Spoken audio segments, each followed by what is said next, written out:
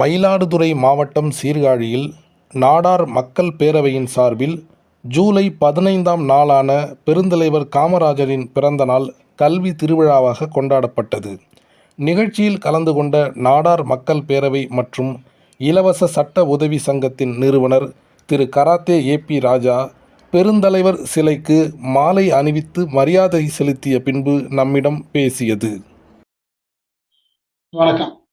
நாடார் மக்கள் பேரவை நிறுவனரும் இலவச சட்ட உதவி சங்கத்தினுடைய நிறுவனமாகிய கராத்தே ஏபி ராஜா பேசுகிறேன். இன்னைக்கு ஜூலை 15 பெருந்தலைவர் காமராஜர் அவர்களுடைய பிறந்தநாள் விழா தமிழகம் முழுவதும் கொண்டாடப்படுகிறது. கல்வி கண் திறந்த கடவுள். இன்னைக்கு கல்வி என்றாலே வியாபாரம் ஆகி கொண்டிருக்கிறது.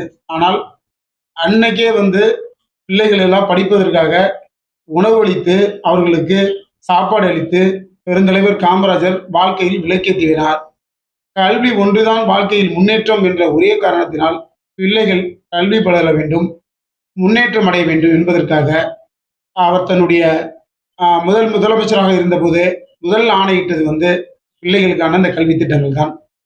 அதற்கு அப்புறம் உணவு சத்திரம் மதிய உணவு திட்டத்தை கொண்டு வந்தவர் பெருந்தலைவர் காமராஜர் அவர்கள். எல்லாருக்குமே தெரியும்.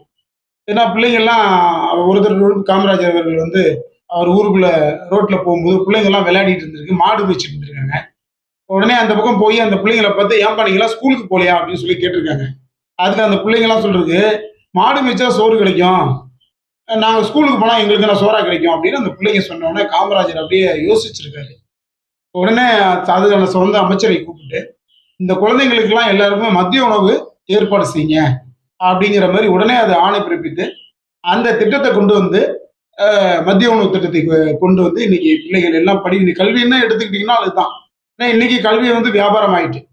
ஆனா அன்னைக்கு பெருந்தலைவர் அவர்கள் கல்வி கண் திறந்த கடவுளுங்கிற ஒரே தலைவர் பெருந்தலைவர் காமராஜர் தான். அதனால அவரு பிறந்தநாள் விழாவை இன்னைக்கு தமிழகம் முழுவதும் நாடார் சமுதாய மக்கள் மட்டும் இல்ல, அனைத்து சமுதாய மக்களுக்கும் சொந்தக்காரர் பெருந்தலைவர் காமராஜர் அவர்கள்.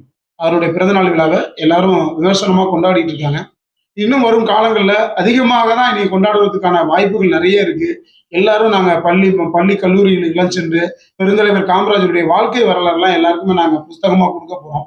அவர் எப்படிலாம் இருந்தாரு, என்ன மாதிரி எல்லாம் நடந்து கொண்டாரு, ஒரு முதலமைச்சரா இருக்கும்போது என்ன மக்களுக்கு சேவை செஞ்சாரு, எவ்வளவு அணைகள் கட்டியிருந்தாரு, எப்படி மக்களை தன்னுடைய எண்ணங்களை எல்லாம் அவர் பதிக்கிற அளவுக்கு எல்லாமே செஞ்சாருங்கிறது மக்களுக்கு தெரியப்படுத்துறதுக்காக, அது இளைஞர்களுக்கு எல்லாம் தெரியப்படுத்துறதுக்காக ஒரு பிரச்சாரம் செய்யறதுக்கான ஏற்பாடும் நாம செஞ்சிருக்கோம் என்பதை இதன் வழியாக தெரிவித்துக் கொள்கிறேன்.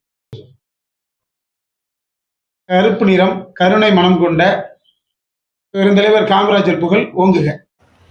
திரு ஏபி ராஜா சொன்னதைப் போல தமிழகத்தின் கல்வி வள்ளலும் கரிய நிறமும் கருணை மனமும் கொண்டிருந்த பெருந்தலைவர் காமராஜரின் புகழ் ஓங்கட்டும்.